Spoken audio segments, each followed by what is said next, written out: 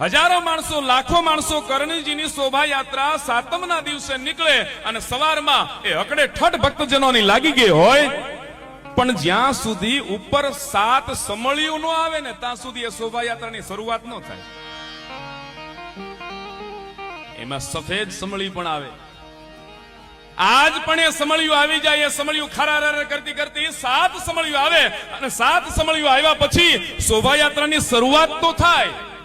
આટલું નહીં, એ જે પાલખી હોય, જે શોભાયાત્રા હોય ને, એનું 60 થી 70 કિલો વજન વધી જાય. એનો અર્થ એ છે કે જગદંબામાં બિરાજમાન થઈ ગયા છે.